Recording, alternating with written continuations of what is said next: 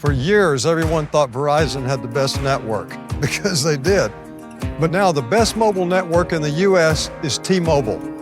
T-Mobile's network has the most advanced 5G, with more towers, and their signal reaches further than ever. So you can text and instant talk and say, "You won't believe where I am."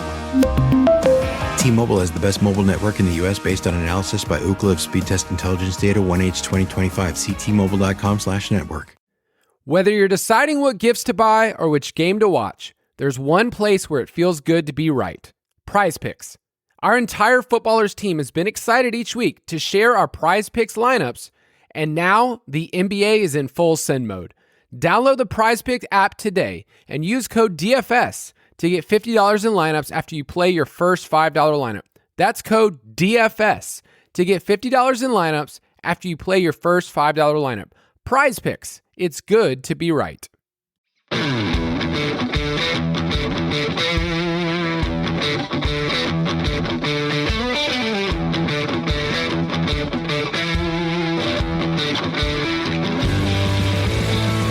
Welcome to the Fantasy Footballers DFS and Betting Podcast with your hosts, Kyle Borganoni and Matthew Betz.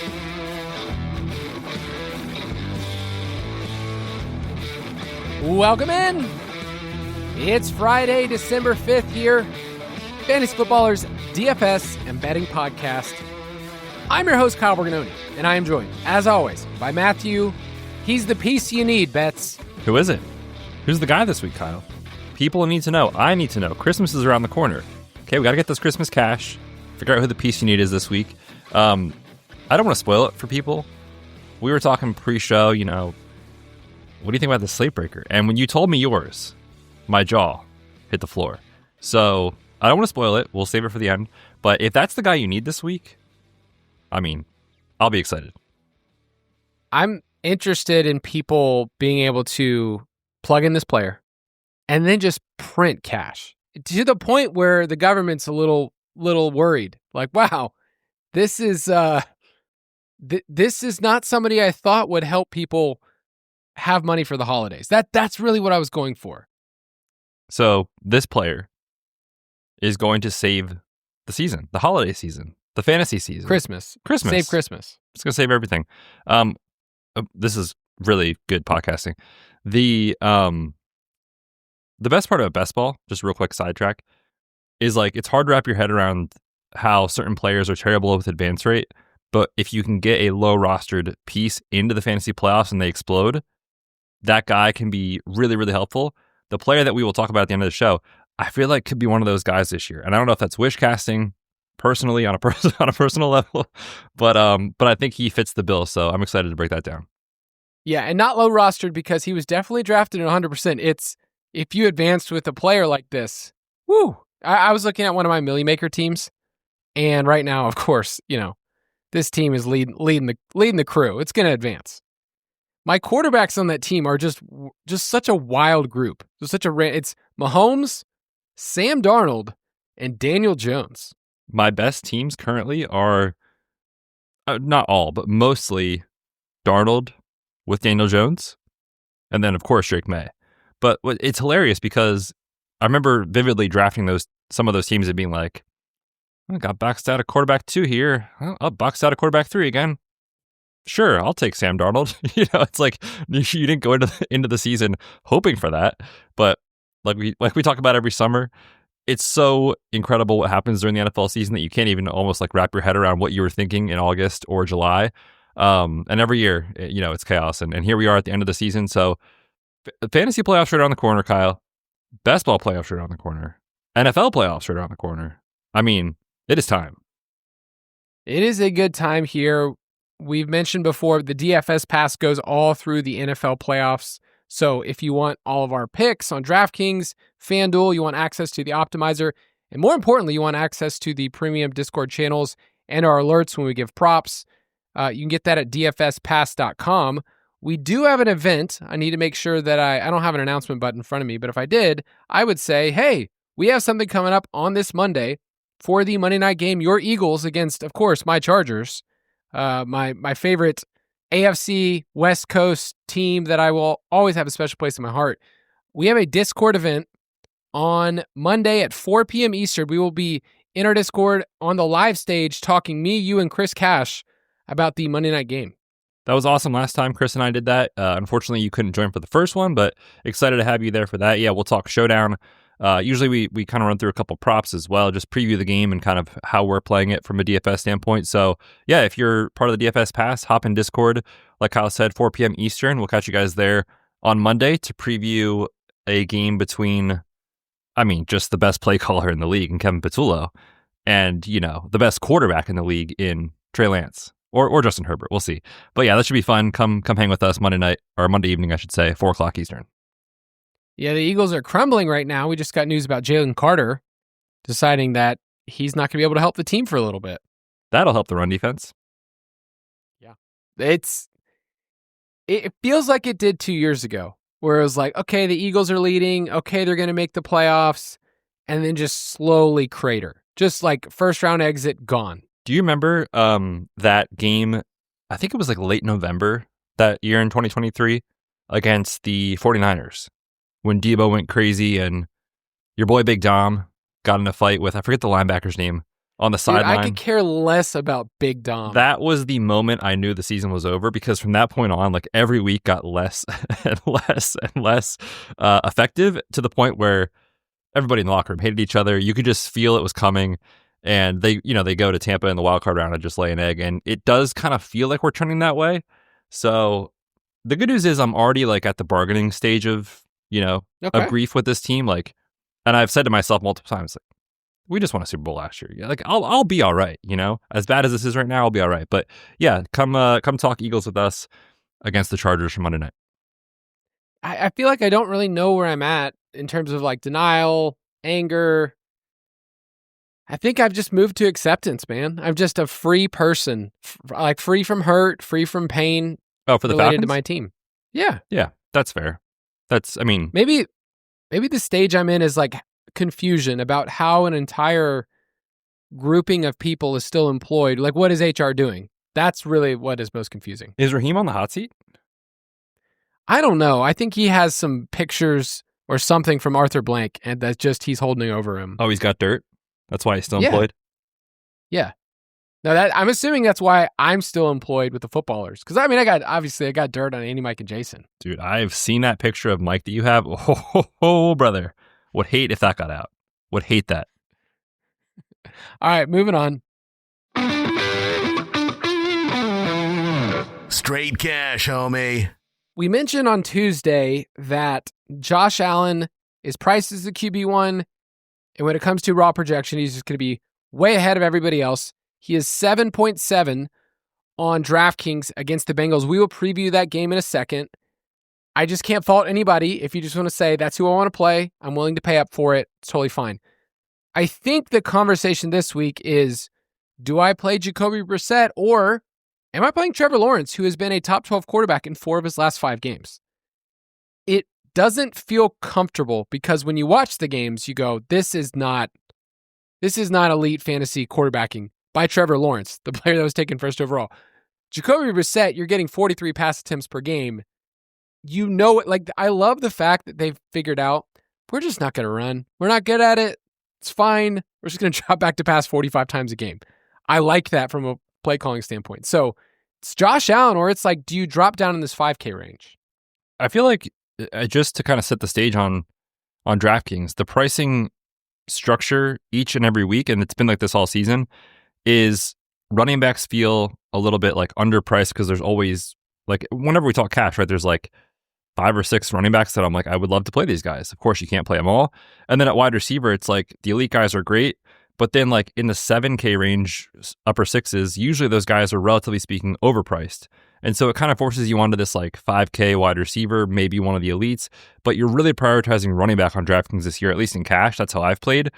And honestly, I feel like most weeks that has worked, where if you've spent down at quarterback, and it's not always a 4K guy, but like in the mid 5s, like that historically this across the season, because of pricing structure, has worked. Give me the 15 to 20-ish DK points that most weeks these guys are going to give you, and let the other pieces of your lineup, make up for it. It's kind of how I've approached cash this year. We've had a pretty good year. I feel like I'll probably do the same this week. And Truthfully, I don't have a strong take on those two guys. I think both are in play. I would prefer to play Jacoby, I think, just from the raw pass volume. We've talked about that with Trevor Lawrence and the Jaguars. Like, if they can get a lead, they prefer not to build the offense around him and feed the running backs. With Jacoby, like, that's the only option, and they are going to be in a negative game script here. They are at home. So I don't mind Jacoby, but if you need the 300, I think Trevor Lawrence is fine. At 5,400, it certainly helps that Sauce Gardner will be out on the other side for the Colts. So I don't mind Trevor Lawrence. It's just, I don't know if this is like a bias, but like just watching him play, like, you're going to get one or two plays where you're just like, dude, what are you doing? But at the end of the day, you look at the final box score, you're like, all right, 16 DK points, like that'll work. So I think he's a tough click for me if he's going to be popular in tournaments. In cash, I'm totally cool with it. But like I said, if you need the 300, drop down to him. If you can find room for Jacoby, that's my preference. Yeah, I was kind of weighing the difference between paying for Josh Allen and going in this 5K range. Just $2,000 is so much money to be able to go around. The other name that I just need to throw out there because he's quietly been really, really good, and you saw a lot of pass volume this past week, but it's Marcus Mariota, who's only 5K. It is going to be a blitz-heavy approach from Minnesota. He projects well at 5K. Early in the week, I mentioned Tyler Shuck, but we're getting information about Chris Olave and his back flaring up. Dude, if he's having back problems now... Imagine when he's your age. I know. It's sad, but I feel like when I hear an injury like that from a player that I've always loved, I've always talked up Chris Olave, I feel like I get it. I get it, man. You've been through a lot. You've been through the Spencer Rattler era. You're now in this era with a guy who's older than you throwing you the ball, Tyler Shuck, and you'll have a new quarterback next year. So I think Shuck's off my radar if Olave is not playing, obviously. But for cash. For cash. 4,600, what do you need to do for me? Give me 15 points. Then you can be happy about it. At running back, I won't say that it's super easy. The guys that we've always kind of gone back to over and over again, you can pay up for Devon Achane. But do you feel like he's at the point now where it's like, man, $8,800, there are options $1,000 cheaper with James Cook and $2,000 cheaper with Josh Jacobs at home against the Bears that are much more attractive. So is that kind of like one of those things where like, man, this is starting to get a bit expensive? Yeah, like I said, I think it's just kind of the way builds are looking currently, where like I would love to play Jonathan Taylor. I love to play Devon Achane. I'd love to play Bijan, but those guys that are all priced up, it's not like they're in bad spots. They're in okay spots. I'd like to play them, like I said, and they project very well, even at their cost. But like you said, I feel like the guys that are below them aren't really priced up enough. And so for me, my early lean is to say, hey, I'll play a James Cook against this Cincy defense, and save $1,000, or drop down another $1,000, save $2,000 off Achane, and play somebody like Josh Jacobs against the Bears. So that's my early lean. But if those guys at the top aren't going to be super popular in tournaments because of the way that the builds are currently like looking like they're going to be for cash games, I do have interest in kind of flipping the building in tournaments and spending up for one of those guys. But I think for cash, I really like that idea of dropping down to James Cook, Josh Jacobs. You could even go lower into like the 5K range. Like, I don't know what your thoughts are on RJ Harvey, Ken Walker. Those guys are kind of floating around in the mid 5K range. I think those guys are also in play. So that's my early lean, is to say, let's save some money if we can and drop down to those ranges. I think I would like RJ Harvey if he was good at football. That's like my early lean. Is he not good? Dude, he's fine. He should not have been a player that they took in the second round to solve their problems, which is kind of, I guess I'm using my dynasty lens of like, that's immediately what was thrown onto him as him being this type of player. For a guy that's been super explosive in college and like week one, he had a huge 50-yard carry. It has not been good since then. I mean, you will go back to his game logs, and we were joking earlier, his longest rushes, he's had a 40-yard run since then, and then everything else is 10 yards or below. It's like really, really bad in terms of like the explosive plays this year. Okay, let me read you his yards per carry in each of the last 4 games. It's not good.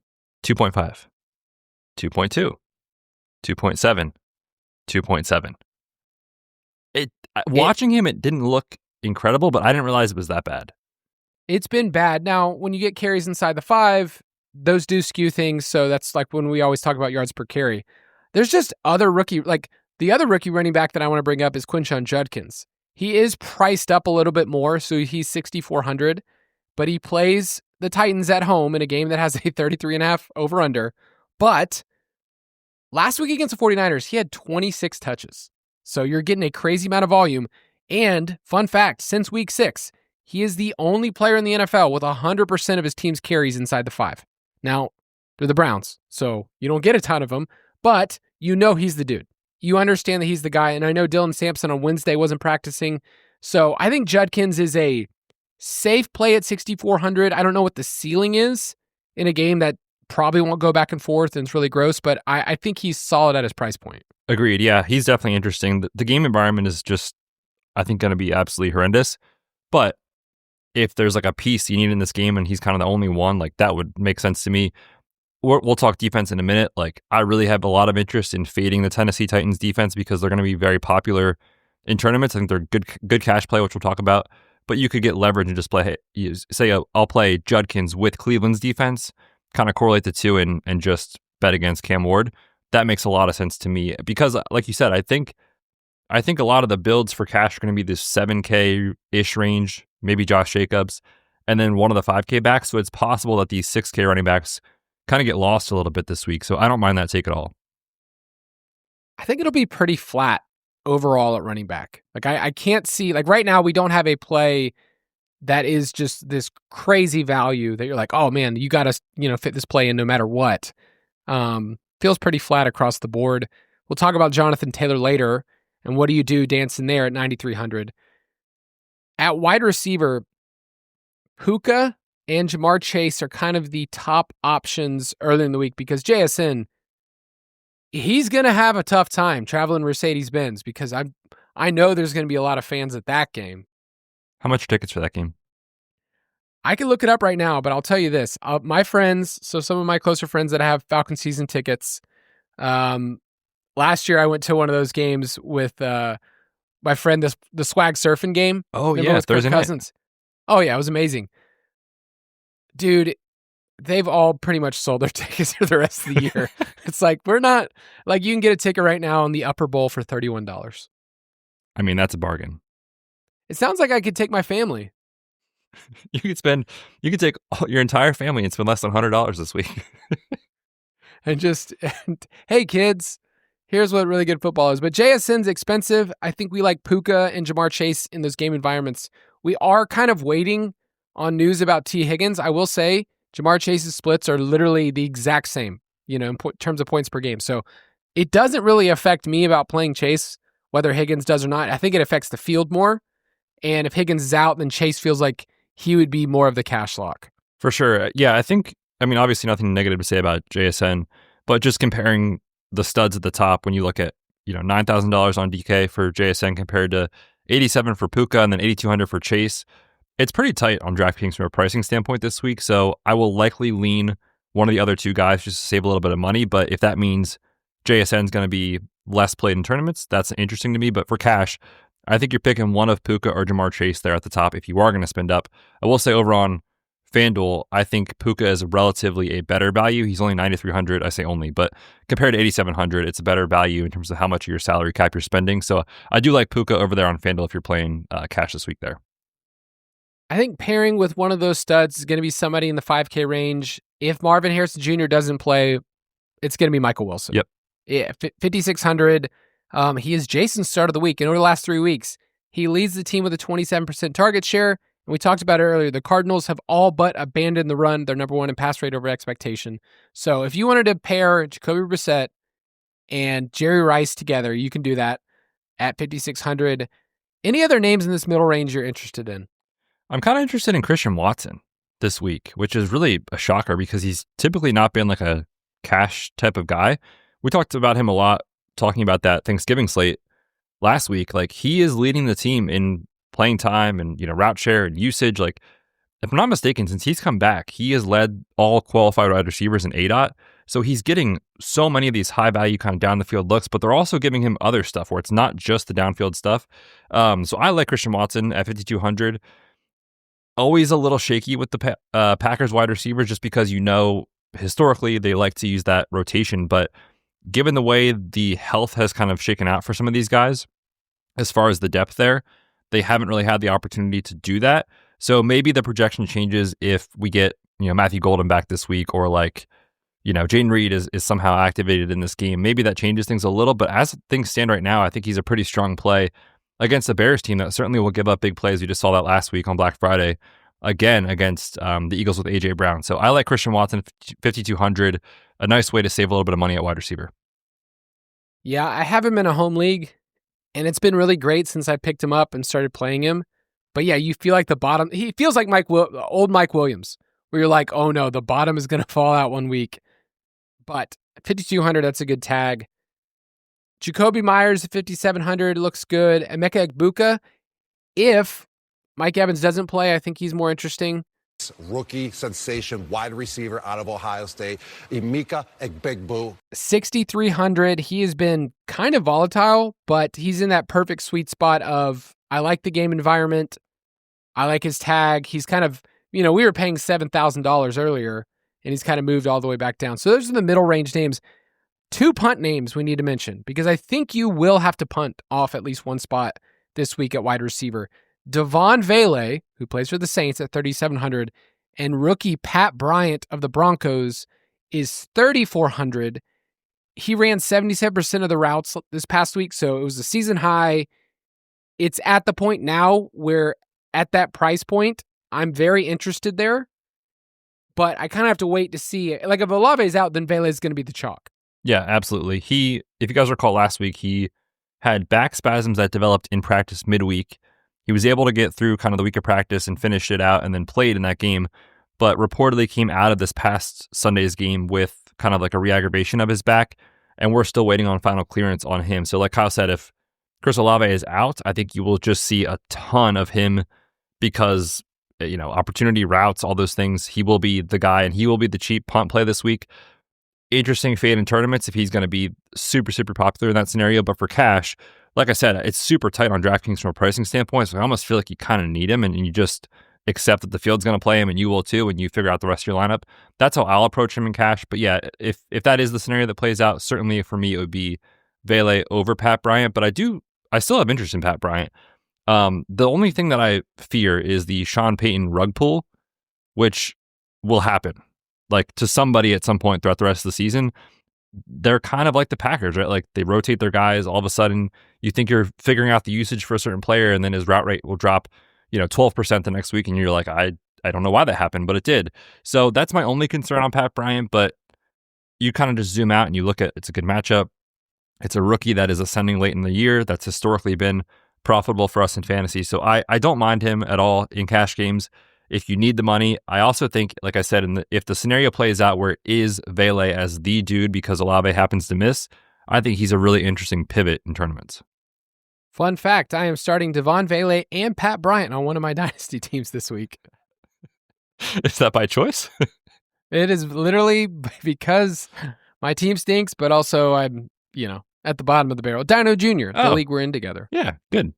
Dude, did you see, I don't want to brag, but kind of wiped the floor with the bosses last week in that one. Sorry, Mike and Jason, which I'm really upset about because we are both vying for a top 3 pick, and I won. Yeah, I'm definitely going to get the second pick. So you lost out on that, brother. Yeah, dang. So I wish you had a player like Devon Vele that you've just been stashing for a while, just waiting, biding my time. At tight end, I love Tyler Warren. I've said that before. I'll say it again. At 5K, it's a great spot, great tag. We'll talk about the game in a little bit. In the same game, Brenton Strange at 3.9. I like both of those tight ends. I could also see myself playing them in a 12 personnel build, which is wild to say. I will play 2 tight ends from the same game in the same cash lineup. But I do think you will see some builds this week that have 2 tight ends. Yeah, you will. And I think that's okay because, like I said, just the way DraftKings pricing is, you kind of need these cheap values. And if you're comparing the tight ends to some of these guys down in 3K range, like, Vele's fine, Pat Bryant's fine, but like Brenton Strange has been very good, right, since he came back from his injury. I also think, and you're going to hate this, I think Kyle Pitts is fine. Seattle does funnel targets to tight ends. He actually had a really nice game last week. Shout out to Kyle Pitts. I hate myself every time I click the button, and I do not watch the games, but historically, he will pop up, for 3, 4, 5 catches, and really that's kind of what we're looking for in this range, especially on DK in full PPR. I also like Harold Fannin. The game environment is honestly like so terrible between Shedeur and Cam Ward, but Fannin just at least has shown, relative for his cost, a ceiling, but also a nice floor where he's catching, 3 balls a week at least. And at this point in the pricing, that's kind of, you're asking for somebody that can at least knock Goose down in this range. The wide receivers look super shaky. So I almost do prefer these 2 tight end builds, and that always makes me so queasy to say, but I think that's the way it works this week. You can play Pitts if you want to. He has 4 career games without Drake London. And in those games, he's averaging 5.5 receptions for 55 receiving yards. So I can't really let that go because it's a chance to use the drop. So I get it. Betz. I will not be doing it for personal reasons. At defense, you mentioned the Titans at 2.9, the Commanders at 2.8 against 9, aka JJ McCarthy, is interesting from a narrative standpoint. But I'm still looking at those Raiders. We talked about it on Tuesday. If you just want to punt it off a bridge and play the Raiders at 2K at home, I don't think it's crazy. I think it's fine. There's no incredible cheap plays, in my opinion, this week. So as is the case almost every single week for cash games, build the rest of your lineup, figure out what you like, and then whatever you got left at defense, plug them in. And I think if you have all the money in the world, the Browns are incredible, I think, against this week. They're 3,700, though. That's tough. I like the Titans in the same game against Shedeur at 2,900. You mentioned the Commanders at 2,800 just because JJ McCarthy will throw interceptions and take sacks and all that good stuff. Those are kind of the places I'm looking for cash. But like Kyle said, if you really need that much money to drop down, I mean, they can give you 5 or 6 points and probably be fine in cash, can the Raiders. So I don't mind that. Take it all. Like I said, 2K, you're not asking for a lot. I feel like in small field tournaments between the Titans and Browns, just those 2 defenses alone, I feel like that's going to be like 30% or so that people just condense around those 2. So I do think in tournaments it's a great place to get leverage and find those other options in the 3K range. Like the Buccaneers are 3,600 at home against Tyler Shuck. It wouldn't shock me at all if the Buccaneers, they're the biggest favorite of the week. They're a good play. I think the Packers at home are an interesting play at 3,100. These are all tournament plays, but get off the board this week, people. Don't just play Titans and Browns. It profiles well, but we know that defense is kind of volatile. So let's take a quick break, and we'll be right back. Primal Kitchen is known for outrageously delicious sauces and condiments, and now their pure avocado oil can be a staple in your kitchen, too. With its high smoke point, neutral flavor, and healthy fats, it's perfect for grilling, baking, sautéing, marinating, whatever you're cooking. Primal Kitchen Pure Avocado Oil gets the job done. Pure, quality tested, and trusted. Grab a bottle at Walmart stores nationwide or online at walmart.com. Ah, DSW, birthplace of the humble brag. Here, the shoes are so good, no one would ever know how little you paid. If you didn't go telling everyone, that is. And with never-ending options for every style, mood, and occasion, all at really great prices, we'll definitely give you something to brag about. So go ahead, stock up on fresh sneakers from your favorite brands. Or try those boots you always secretly knew you could pull off. Find the shoes that get you at prices that get your budget at DSW stores or DSW.com. We are going to talk about 3 games that are, I would say, head and shoulders above the rest and how you can stack them up. So let's go. Stack Attack. First game is the Cincinnati Bengals at the Buffalo Bills. The Bills are 5.5 point home favorites. The over-under is at 53.5, which is interesting because this line, if I'm not mistaken, opened up at 51.5 on Monday. Correct. So the vibes are high. Joe Burrow has played Josh Allen twice in his career. It was in 2023. He beat him both times. So kind of some fun narrative stuff here. The Bengals have to keep winning to stay alive. The Bills are in an interesting spot because technically right now they're the 7th seed in the AFC.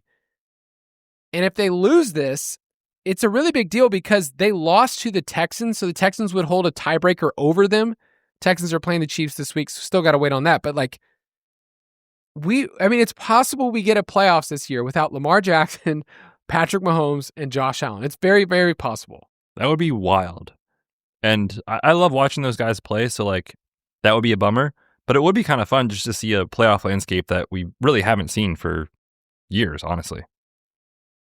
Yeah, it's crazy when you look at how different the AFC and the NFC is this year. And you can go through all the scenarios if you want online. But Bengals games this year have averaged 54.5 combined points. That's the second most in the NFL.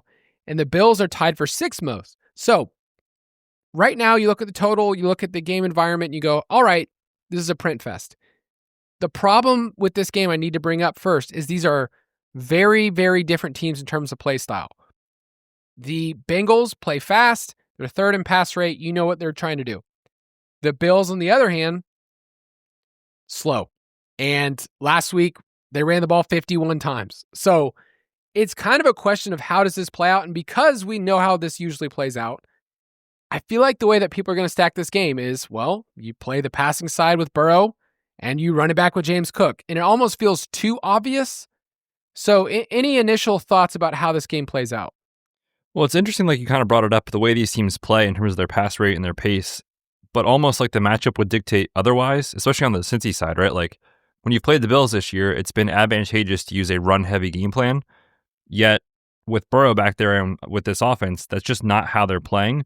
So, look, Joe Burrow can do unbelievable things in any matchup. So I'm not saying don't play Joe Burrow. But on paper, it is not a great matchup for him. The other thing is, last week, he kind of got there from a volume standpoint. He threw 46 passes. He still did not look totally right, in my opinion. Only completed 52% of his passes last week. So there's a world that exists, in my opinion, where I think the Buffalo pass defense can kind of at least, nobody ever stops Joe Burrow and Jamar Chase, but you could at least maybe slow him down a little bit and really kind of take away what they want to do, even though they should be running the football, if that makes sense, because of how bad Buffalo's run defense is. So stylistically, I kind of hate this for Cincy, if I'm kind of talking clearly here. I'm just not a huge fan of it, especially if Jamar Chase is going to carry a lot of roster percentage, and this is a game that people think will go over and be this crazy high-scoring affair, which certainly it could be. I kind of like the under, personally, in this spot. There's potential for a little snow in this game. I think Buffalo knows what's working this year. They really don't have established wide receivers and pass catchers. We'll see on Dalton Kincaid. I think you're going to see a ton of James Cook again. The Bills will get back, likely, their bookend tackles in this spot. They had both tackles out last week. They can get those guys back. So I think all signs point to a very run-heavy game plan on Buffalo. The Bengals, will they stop them? Unlikely. And so I could see a situation where the Bills are just really maintaining a lot of ball control, keeping the ball and getting first downs, and just the clock is draining, kind of leading to an under. So I like James Cook a lot for obvious reasons. I'm kind of off a lot of the other spots in this game, if I'm being honest. So with Josh Allen, I think we're not saying don't play him. We just always have the same issue every single week. It's who am I stacking him up with? And Khalil Shakir, it's been a guessing game. Last week, when you look at the snaps, it's okay, Keon Coleman was there a week before he caught a touchdown. He just hasn't been dependable. Your boy Tyrell Shavers was at 61% leading the way. Gabe Davis still running around. I think it just comes down to the tight ends are really the only thing that you can have confidence from a matchup-based perspective because of how historically bad Cincinnati's been. So Dalton Kincaid at 4,300, Dawson Knox at 2,800. That's really the only thing I want to do. I would skinny stack Josh Allen with the tight end, and then on the other side, figure out if it's Chase or Chase and somebody else that I want to fully game stack this one. I don't think this game, I think I have the same read as you. I feel like this has been bet up to the point where I'm I would take the under right now at 53.5. So with James Cook, do you feel like he's good chalk based on how he's being used, which is the best usage of his entire career, and the matchup? Yeah, I really do think he's a great play. It's not that there's paths where he can't fail. I mean, certainly he could, but the matchup is there. The usage is there. It's not like we're seeing last year's James Cook, right, where it was hey, he's not going to have more than 15 or 16 touches. He's going to have to hit with efficiency, which we've been able to like be on him when that happens in good spots. But when you have the efficiency spike that I think he'll get here because of the matchup and also the workload, like you said, which has been the highest of his career, they paid him in the offseason, like they're using him like that. And then you have just this wide receiver whatever situation going on. Like if I'm Joe Brady and I'm the Bills and I look at last week's game and I'm like, hey, that was incredible. Let's just do that again against a defense that can't stop the run. It makes all the sense in the world. So in my James Cook lineups, I'll probably be trying to look at a contrarian stack around it because he will be so popular. But I do think he's one of the best plays on the slate. I do think Chase Brown is interesting as leverage, as a wipeout pick in this game if it hits the under. He's intriguing because we know Buffalo is a classic run phone. I mean, we're talking classic stuff here from the Bills. Classic. So my lean is under, and I think despite being a game that profiles two quarterbacks from like a marketing standpoint, I think this is just going to be a game where the Buffalo offensive line just mauls. Agreed. And so, yeah, I would take the under, and I would stay away from the line as somebody who's a sides and totals expert. If you're telling me to stay away from the line, then I will as well. I also like the under here. You call into your bookie, and he's like, hey, so what's the play? You're like, hey, actually, stay away. He's like, no, I'm trying to bet here. You're like, no. This is a stay away. Just pass. Yep. All right, next game is one that I am very excited about, is the Indianapolis Colts at the Jacksonville Jaguars. The Colts are 1.5-point road favorites. The over-under is 47.5. And this is a massively important game in the AFC South. Right now, Jacksonville technically has the lead based on win percentage in common games, and then the Texans are right behind them in terms of record. So really, it's a three-team race. They're all right there. It's going to be an interesting game. Colts games this year have averaged the fifth most combined points per game, and the Jaguars have done a pretty good job controlling the clock. Like, their run game has been effective for a lot of the year. They are seventh in EPA per rush, while the Colts are number one. So it does profile as a game where if the Jaguars get on a lead, you know that they're going to want to run the ball. And then you kind of ask yourself with Jonathan Taylor, is he too expensive for me to kind of look at in this matchup on the road where the Jaguars have been pretty good against the run as well? So I think what I'm most interested is how people sort through the wide receivers on both sides, because you could really talk through 3 or 4 on each team, pass catchers. And I think the chalkiest options will be the tight ends, Strange and Warren. But then it's like nobody really knows what to do with Pity City. Josh Downs is an afterthought. Alec Pierce is a fun tournament play. And then on the Jaguars side, I feel like the momentum is, I should play Jacoby because he's been good the last couple weeks and BTJ just came back. Yeah, it's kind of tricky because it does feel like one of those spots where projection-wise and playing time-wise and confidence-wise, like you don't feel super confident any week that it's going to be Pierce or Warren or randomly Josh Downs or, whoever it is. And then on the other side, right, we have BTJ coming back into the lineup. Parker Washington, we thought maybe might miss this game. He's back at practice, so that kind of muddies the waters a little bit too. Brenton Strange has been back. So, there's been not a lot of continuity on the Jaguar side of their depth chart and everything, especially now that we have Jacoby Myers in the mix with BTJ back. So it's one of those that makes it kind of confusing in terms of how confident you should feel and who to stack with, which I think is an opportunity in tournaments, right? Like we always talk about that. Sometimes uncertainty is a good thing, especially in GPPs. So I don't mind taking shots here. On the Colts side, I really love Tyler Warren. My concern is roster percentage, but the matchup is there. I mean, Jags against tight ends, second most catches, fourth most yards. I know you talked about this in pace of play. Just his splits on man versus zone, and Jaguars leaning a lot into the zone coverage this year. I do think this is a really good spot for Tyler Warren. I also am interested to get your take on Michael Pittman versus Alec Pierce because the sites kind of flipped them this week. It's always been, historically Pittman is more expensive than Alec Pierce, but on FanDuel, they actually did price up Alec Pierce a little bit more than Michael Pittman. So Pittman is kind of buried this week over on FanDuel. He's only 5,800. I'm interested to get your take on the matchup for those two guys because it does kind of feel like a spot where Warren can get there, but also one of these guys can get there as well because teams are just having to throw on the Jaguars. Yeah, it's tough because that you already have built in that Pierce is the big play threat, that he's the guy they look to at 15, 20 yards down the field. that's kind of already built into the way that we're looking at this. So I don't have a strong stance between Pierce or Pittman. Like, it's been this year against zone coverage. Tyler Warren's been targeted on 25% of his routes. Pittman's at 23, and then Pierce is down there at 17. But he kind of ends up making up for it because he doesn't get this crazy amount of volume. But when you go 4 for 70 or whatever else it ends up being, you kind of make up for some of that PPR production. Tyler Warren still, like, as much as he's been my dude, he was an absolute destroyer of man coverage in college. And then this year, it seems like they haven't gone to him as much. In those opportunities, he's only been targeted on 12% of his routes against man. We bring that up because the Jaguars over the last month have run zone coverage on 82% of opponent dropbacks. It's the 4th highest in the NFL. They've kind of skewed that way. They were already pretty up there, but the last month has been even more so.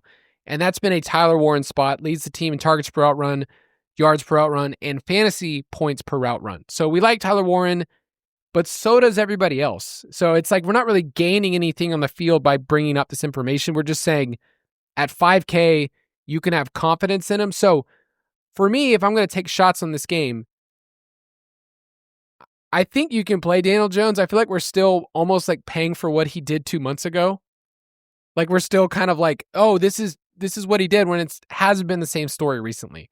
But it would be a Danny Dimes double stack with Warren and then either Pittman or Pierce, and then picking a receiver on the other side to bring it back with. That makes sense. And I'm actually kind of glad you brought up Daniel Jones, because I kind of want to be careful with how I put this, because I'm going to talk out of both sides of my mouth. In some aspects, we know he's not fully healthy, which when you're playing him, like, you're kind of hoping for maybe a rushing score, 20 to 30 yards on the ground, something like that. That feels less likely given the health of what's going on. But at the same time, if his scramble rate is going to be down, they're not going to use him in the design run game. There will be more of the dropbacks that lead to pass attempts, therefore making these pass catchers more appealing, in my opinion, if that makes sense. So I almost feel like that's a good thing for the pass catchers. So yeah, if you're going to play Daniel Jones, I would truthfully treat him like a true pocket passer and just say, like, the likeliest outcome here is we're not going to get a lot of scrambling because of his injury. So yeah, I agree with you. A double stack with Daniel Jones does make a lot of sense to me. And I think if I'm going to play a Dimes double, it's going to have Warren no matter what, even though he will be popular. I just think the spot is so good for him. Yeah, I kind of lean that direction as well. I mean, you can play Jonathan Taylor and Warren together, and on the other side, you're playing Trevor Lawrence and probably not Brenton Strange, because then you're running into even more roster percentage with those tight ends. But any certain lean, like, I like Brian Thomas Jr. at his price point and where he's at, but I think Jacoby is the easier click at 5,700. It's just, I'm trying to figure out with, like, the Jaguars, like, where's the firepower for me to say, like, I'm fully going in on a Lawrence stack, because the way he's been getting there is like a rushing touchdown here or there. It hasn't been like a 300-yard game. Right. Yeah, and it's kind of one of those things that I think they need to be pushed. Like we talked about, like, they're very content to not have Lawrence. Just kind of beat him up? Just beat him up a little bit. Not have Trevor Lawrence drop back, 40 times. That's clearly not the ideal scenario for what the team wants to do. So in some ways, like, for me, it makes the most sense to pair him with Jonathan Taylor on the other side and say, hey, if Lawrence is going to get there from a volume standpoint, it's almost because they have to be playing from behind is how I'm treating it. So I think most of my teams, if I play Lawrence, are going to have Jonathan Taylor on the other side, and then you can double stack with either BTJ or Jacoby. And then I do think Brenton Strange is also in a good spot. Indy 28th in schedule adjusted points allowed. They're 31st in yards allowed to tight ends. And Brenton Strange, man, like, I don't know what it is. Like, he just kind of keeps getting it done no matter what. And so maybe he's the guy that you want to look to instead of trying to chase a Parker Washington or somebody like that. So I don't mind the Jaguar side here as far as the stack. It doesn't always feel like Trevor Lawrence is one of those guys who projects okay enough to be in the cash conversation, but we kind of level it where we're like, all right, I'll play him in cash, but I'm not playing him in tournaments. Doesn't he kind of feel like that type of guy? Yes. So I don't think his roster percentage is going to get out of control here, like sometimes the cash quarterback does. Dude, a lot of Penn State players in this game. Strange and Warren, teammates, Parker Washington, the boys. I didn't even realize that. Okay. All right. And look, I mean, is there a better program right now in the country? You cannot have more confidence right now in what's going on with the Nittany Lions, Kyle. What a disaster. I didn't even realize they were all in the same game together. You will have a Nittany Lions 12 personnel cash lineup that shows up this week of Tyler Warren and Brenton Strange. I mean, come on. Don't talk me into a I good time. give you my Men's Warehouse. I guarantee it. Perfect. I guarantee it. I do think the Colts win this game. I think they get off the schneid of what they're doing now. I take the Colts -1.5. On Tuesday, you said you like the Jaguars.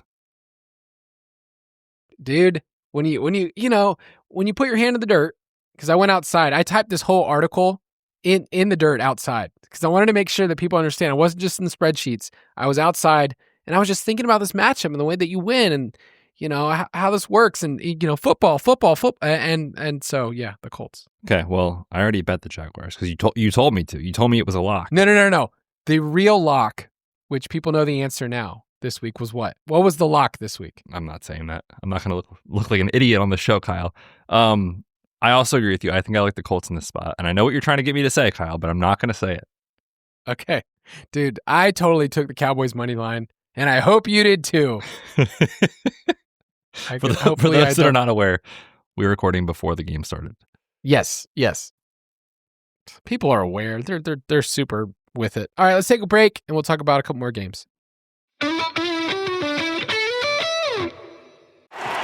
Traditions are a game changer.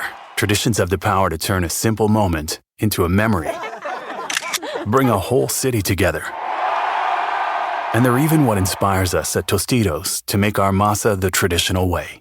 Starting with whole corn kernels. No artificial flavors, colors, or preservatives. We craft our chips for whatever your tradition is. Tostitos. Tradition matters. Official chip and dip sponsor of the NFL. Ah, DSW, birthplace of the humble brag. Here, the shoes are so good, no one would ever know how little you paid. If you didn't go telling everyone, that is. And with never-ending options for every style, mood, and occasion, all at really great prices. We'll definitely give you something to brag about. So go ahead, stock up on fresh sneakers from your favorite brands. Or try those boots you always secretly knew you could pull off. Find the shoes that get you at prices that get your budget at DSW stores or DSW.com.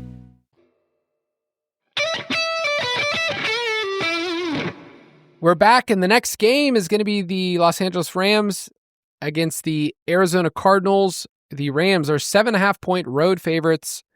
The over-under is at 47.5.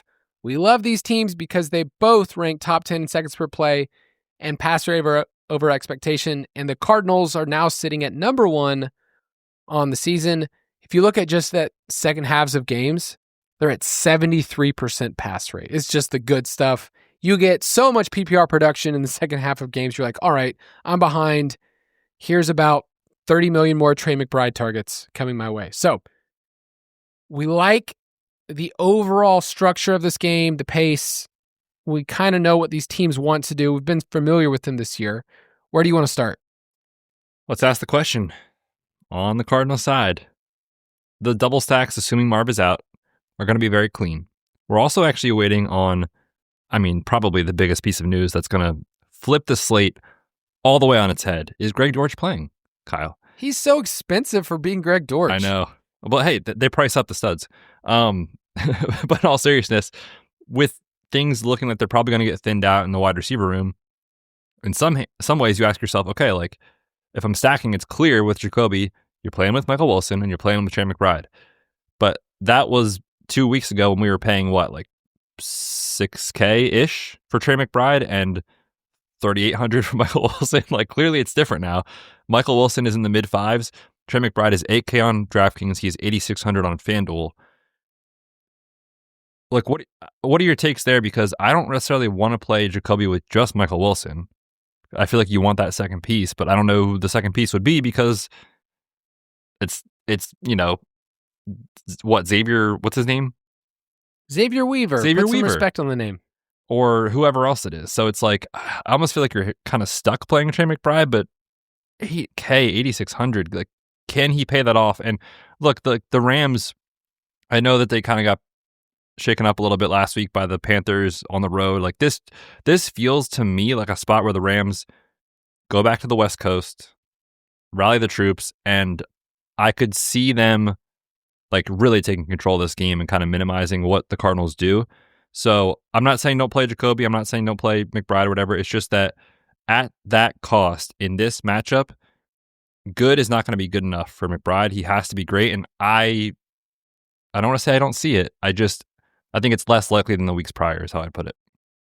I agree. I agree with that take. I mean, the Rams, they're going to walk right into Glendale, Arizona, which, used to live there. There will be more Rams fans in the stands than Cardinals. Yeah, it's not a hard place to. The Nest, they call it the Nest. Come on, these bird teams are jokes across the board. Cardinals, Falcons, Eagles, join us in being jokes. Yeah, this is not too hard. The thing about the Cardinals is, in your player pool, you should only have Jacoby Brissett, Michael Wilson, and Trey McBride. And if you're going to play them, and let's say you wanted to do a double stack of those two, you're looking at the other side of this game and going, okay, expensive Puka, expensive Devontae Adams, and then Kyron, who's fine at 6,600. I think that's how I would do it. If you did the double stack, it would be Kyron on the other side as the cheaper play and less roster percentage on the Rams side. And you're saying, hey, Kyron gets 2 touchdowns. Maybe one goes Puka's way or one goes Devontae's way, but I think Kyron gets in there twice, and the Cardinals battle back, and you get some crazy volume where McBride ends up with 30-plus points, and then you're happy.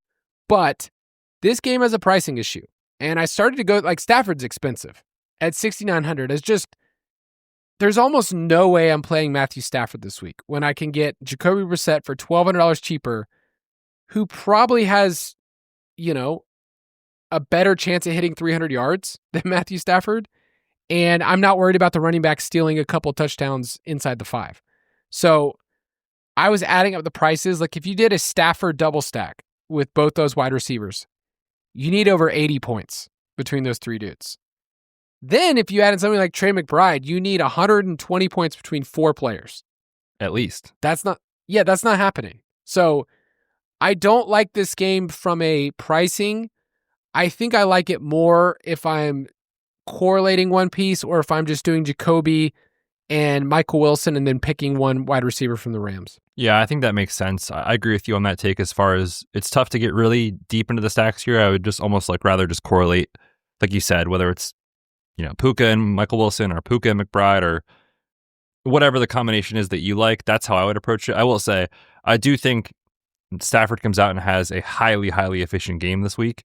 So even though I'm not super interested in Stafford because of his price, I'm very interested in not all of them, but both of his pass catchers. There's really only 2 you can play.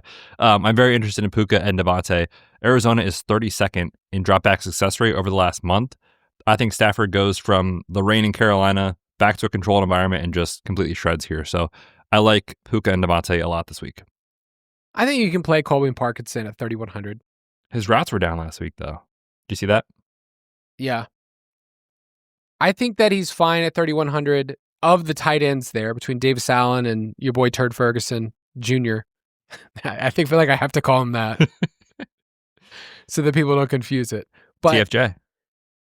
I think with Stafford, would it shock you if Stafford threw for 240 and 4? No. And it's 4 touchdown passes, cool. But it's not at 6,900 as the QB2 on the slate. I mean, that's the thing you're dealing with is Josh Allen is $800 more. Lamar Jackson, God rest his soul, hopefully he plays, 6,700. And then Joe Burrow, 6,500. Stafford is priced up. Yeah. Yeah, that's the biggest issue in this game. Okay. Well, what do you how do you feel about this line? The 7.5 does make it seem a little fishy. It's a key number. And we know what Jacoby can do. It just kicks in the back door. Here he comes. I'm going to stay away from the line, as Kyle would say, from our expertise in this area. And I will take the Rams to put up at least 28 points here. That's the smart play here. That's really a smart play. I think if you want to look at it as an over, I'm cool with that too. 47.5 in a dome, State Farm controlled Arena. Environment. You kidding me? Love it. I think I've shared the story before, but before I moved to Arizona, I went there one time. I went to a game with Jason and Brooks. The Falcons were playing the Cardinals in Kyler's rookie year, and the Cardinals were terrible. And of course, they beat the Falcons. I traveled all the way there for a stupid loss. What year would that have been for Kyler? When did he come into the league? 2019 is when he was rookie. Simpler times, man. In the Dizzy? Simpler times back then. All right, I just got to quickly mention the Saints at the Buccaneers. The total's not great, man, 42.5. But the Saints play fast, and Tampa Bay is a defense that you can throw on. So I think overall, you look at this game and go, okay, who are the pieces that I like? I like Bucky Irving, who saw 19 touches last week. I think Ibuka is priced fine. And then Shuck is really cheap. Vele is really cheap. You could throw in some Juwan Johnson. This game is cheap enough that I think you can get there as kind of a cheap stack or correlating pieces. I really like this game a lot. I was kind of surprised the total is as low as it is. Should we give out the over? It's official. I mean, don't walk, run to your sportsbook. Just because we've talked about this before with the Bucs, like they will give up explosive plays in the pass game, and maybe the issue is like Olave is not 100%, and Shuck is not obviously one of the best quarterbacks in the league. The issue is the Saints probably stink. That is an issue. They're saying, but the template is there for this game to go over if things break right. So I do like it for tournaments. And we mentioned Shuck and Cash being kind of shaky if Olave is out. I do think Shuck stacks are very interesting if Olave is out, just because you know exactly where the ball is going to go. Devon Vele is dirt cheap. Juwan Johnson is cheap enough that double stack, honestly, if those guys each give you like 12 to 15 points and you can spend up elsewhere on the studs and those guys go off, that is viable this week. We just saw that last week with like a Tyrod Taylor stack, right? Like kind of the same idea with this matchup. So I do like that if Olave is out, just because the stacks are very clean with Juwan Johnson and Devon Vele. I also think on the Bucs side, we're still waiting on Mike Evans, Jalen McMillan, all those pieces. It's making it kind of confusing on like how to play it, because you have Bucky back, you've got Godwin ramping up, you've got maybe Mike Evans coming back. It kind of just muddies the waters a little bit. So again, I think this is a spot of uncertainty that is good to attack, because we know the ceiling for those guys is certainly there. And on Mike Evans, if he does play, it's not like he's coming back from knee surgery or something where you have to ramp up over time. Like it's collarbone, it's healed, he's cleared for contact. So if he's in, I'm assuming he will play most of, if not all, the routes. So I think he is very interesting, especially in large field where you're looking for a couple big plays, and he will be probably, sub 5%. So I like this game a lot for tournaments. Would you say that if Wendy's was calling us and giving us a value stack of the week, it's this game? What would this game be off of the value menu? Oh, man. Is this the Nuggets?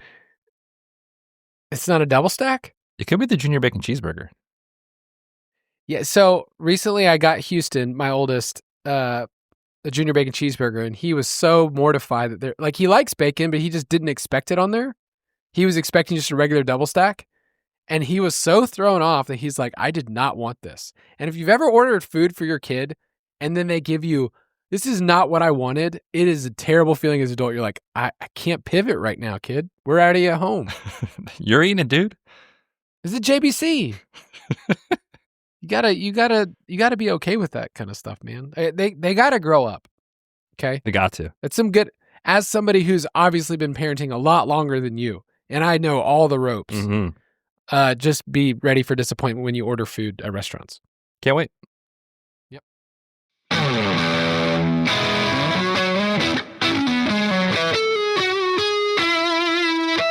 Slate Breaker of the Week. All right, I'm giving kind of two different routes this week for Slate Breaker. One, because if they both hit, I get double credit. But also, if one of them doesn't, then I can back out for the other one. But Tyler Warren would be who I feel the strongest about, but that's been almost an every week kind of thing this year. But I'm going to give some love, and Betz teased at the beginning of the episode, for Brian Thomas Jr., the wide receiver. Does he play in the NFL anymore?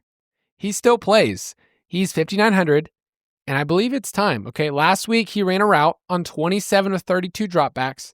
Parker Washington got hurt. Diami Brown was a healthy scratch. Insert laughter that they spent $10 million on him.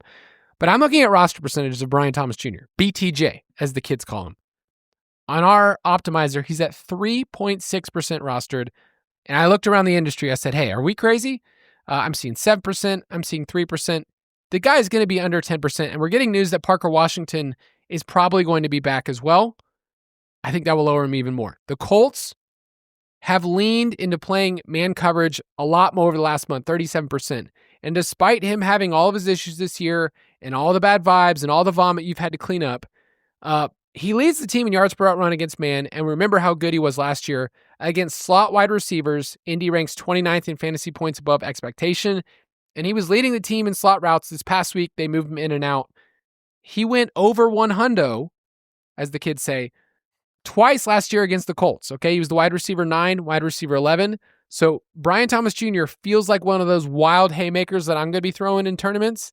And if you want to join me, if you want this to be Brian Thomas Jr. week, join me on the ride. I really hope he comes alive. The glory that will come. For the best ball playoffs or fantasy playoffs, just come on. Come on, Trevor. You can do this. Come on, Brian. It's time. I like that call. It's one of those things that if we look at what's happened this year, it feels absolutely terrible. But if we zoom out, right, bigger sample size, I do not think he is as bad as what he has been this year for fantasy. So I'm still willing to play guys like this in the mid-range where, honestly, like GPP winning scores come from kind of mid-tier pass catchers historically on DraftKings, and he certainly fits the bill at that price. So I like it. I was between a couple guys. I'm going to cheat, and I'm going to give you two. Nice. This is pro podcasting. You're doing a great job. I would like everybody to not make fun of me when I say what I'm about to say. I really think JJ McCarthy and Justin Jefferson as a stack. Kyle can't even look at me. At these prices are interesting. Look, I have nothing positive to say about JJ McCarthy, but the Commanders' defense is so bad. The most yards per attempt in the league. On quick passes, they're 32nd in DVOA. So if I'm Kevin O'Connell, I'm just like, hey, don't drop back. Just get the ball out quick to Justin Jefferson and let him do fun stuff after the catch. We talked about it on Tuesday. The not McCarthy, Justin Jefferson has never been lower, at least in a very, very long time. 6,900, nobody's going to play him at home in the dome. I'm going to zoom out and trust JJ to at least be functional. Okay, that's my crazy take. My fun one. Okay, let me just quickly say. Oh, go ahead. At his price, he can work. McCarthy. 4,700, right? Yes, that's the only thing I can agree with here. And I'm going to remove myself from any other further comment. If anyone says I was in on this, I wasn't, but I was in on it at the price. Is he good? No. Is Tyrod Taylor good at this point in his career? Yes. Is Tyler Shuck good? These guys are all giving at least worthy scores at their salary, and that's really what this is about. And just a chance to say, hey, if Justin Jefferson is going to be, I don't know, 10% at sub 7K, I'll take my shot and hope for the best. That's my crazy take. My one that I think is easier to convince people on, I really like Bucky Irving this week. He's 7K. We just talked about that game. They're favored by 8.5. They've got a nice team total. I mean, you think about kind of the way he has trended in the last game, rather. He missed all that time. He came back. They said we're going to have him on a snap count. He only played 52% of the snaps, but he handled 17 to 21 running back carries. Also added 2 targets on 24% of the routes. So I think we could see that snap count go up to 65% maybe in this game, maybe 70, and really tack on another 22, 23 total opportunities in a decent matchup here against the Saints. So I like Bucky, again, because he does not fit the like spend up or spend down range at running back, and he's direct leverage off of Josh Jacobs at basically the same price. So it sounds like you and I had two very smart, well thought out ideas of Tyler Warren and Bucky Irving, because Bucky Irving's right now showing under 10%. Makes a ton of sense. I like that. And then two, we picked the two players that probably people hate more than anybody else in fantasy. It's 9 week, baby. It's BTJ week. I'm gonna use the eye black this week when I watch the games with JJ. And just hate my life, man. You and all your Michigan friends. Oh my God. I can't believe I said that. You're on record. Prop it like it's hot. It has been a good year for us in this segment, but also our props in the DFS Pass. If you want access to all of those, I'm looking right now at our props article, which is live on the site. And as soon as we take those, we get to notify you in our Discord, give you the best lines possible. So dfspass.com. But the prop I'm going with is one that I went with, last week. And it hit. It's Tua, once again, His passing yardage this week on the road against the Jets is 217. He has been under this line in 8 of his last 10 games. And over the last month, Miami is dead last in pass rate in the NFL. 44% pass rate. They are basically trying to hide him. And I think it's another spot where I look at some of our projections behind the scenes and I go, I'm just going to keep taking the under on this if they're going to keep laying these lines. So under 217.5 passing yards, I got that on FanDuel. Makes a lot of sense to me as well. We also know just kind of historically, Tua's really struggled in cold weather.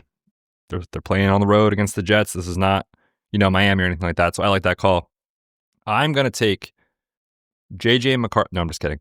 I'm going to take AJ Barner under 3.5 catches.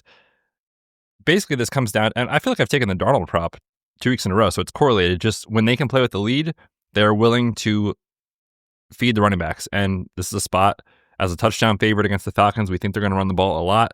And in wins this year, AJ Barner is under this in every single win except for one, where he only had 4 catches. So he hasn't shown a high reception ceiling, especially when the dropback rate is going to be lower for Sam Darnold. Give me under 3.5 on AJ Barner in a matchup where the Falcons have actually done a really good job limiting opposing tight ends this year. So I will take AJ Barner under 3.5. Yeah, that's something that Raheem Morris has definitely emphasized and said, hey guys, let's make sure we stop the tight end. And that's it. He hasn't emphasized anything else in the team meetings. But if we do that, and if we just run the ball more than the other team, we'll probably win. Science. That's exactly how it works. All right, one more thought. Well, if you take a look at this, I tented my pants. We are still surviving. After all of these weeks, we're at week 14, and we are fortunate that we can continue to take heavy favorites. I feel like this is at the point of the contest where you don't want to get too cute. And right now, I think the Buccaneers will end up being the chalky play of the week. They are the biggest favorite of any team. It's minus 8.5 right now. We are waiting on some news about the Saints and, some of their players, but the Buccaneers feel like the easiest pick for us this week. I was a little tempted by the Seahawks, but I removed my Falcons. I don't want to lose in my survivor pool because the Falcons decided to wake up one day. That would be double pain. That would be terrible. Can I ask you one question? Tristan Wirfs is actually kind of a surprise name to monitor. He did not practice Wednesday, and he was not seen Thursday with an oblique injury. Are we still good with Tampa if Wirfs is out? It does add. Is it because he caught that touchdown last week? Yeah, he was celebrating too hard. Oh. Well, I mean, we'll discuss. We always give out our picks in Discord, our officials, but the Buccaneers, we'll wait and see. I can't see that moving the line more than a point. Okay. Just throwing it out there. If you feel uncomfortable because Tyler Shuck is him, I do think Kyle mentioned he's a little wary about the Seahawks. If you haven't used them, I feel confident in the Seahawks. Okay. All right. Well, that's going to do it for this episode. Betz, sign people off and tell them goodbye. Kyle, I actually said on a podcast to a lot of people that they should play JJ McCarthy this week. So it's going to be an awesome weekend of football. I hope you guys enjoy. Good luck out there in DFS, in props. Enjoy the slate, and then we'll catch you guys on Monday in Discord, 4 Eastern, to break down Eagles and Chargers. Have a good weekend. We'll see you then.